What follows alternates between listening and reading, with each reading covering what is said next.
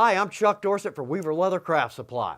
Let's talk about hardware finishes because this can be incredibly confusing. There are about 25 combinations of base metals and exterior metals, but we're going to cut through the confusion because roughly there are about 3 common categories.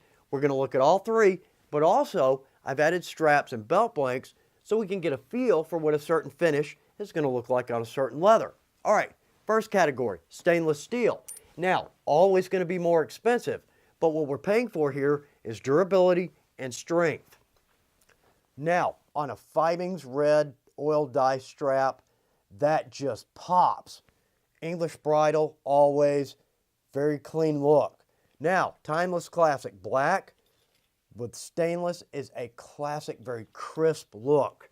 Gorgeous metal, brush finish, we have durability and we have strength. So yes, a little more expensive, but that's what we're paying for. Now, solid brass, second category.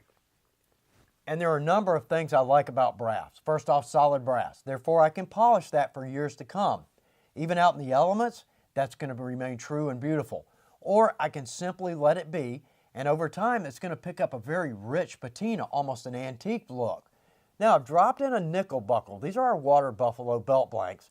I've dropped in a nickel buckle because, in my opinion, the nickel on a project tends to make it look very utility, whereas brass, solid brass, very classic, very crisp, and of course, very regal, which is one of the reasons I love the solid brass. Very classic look with leather. So we've talked about the stainless steel, we've talked about the solid brass. Now let's talk about the plated hardware because this is where the confusion arises. But not really, it's as simple as this. We have a base metal. Now that's chosen either for economy, strength, or durability, but it may not be aesthetically pleasing. So we can plate that. And these are some gorgeous buckles, particularly when we go into the antique area. Antique nickel. Now I love a nice high polish on a black blank, but that is a very subdued, very clean look. One of my favorite combinations, English bridle, antique copper, and the English bridle with a black edge paint. And the antiquing, that buckle actually looks like it was made for that leather. Always classic antique brass. Now, powder coat. Very difficult to find, first off, a variety of powder coat, but a quality powder coat too. We have a big selection.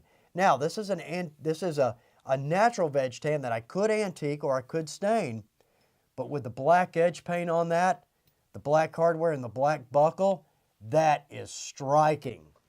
So, easy enough, 3 categories, but here's a couple of notes.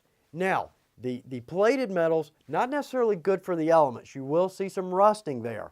But also, too, when you're polishing the plated, be a little careful because you could polish through the plated into the base.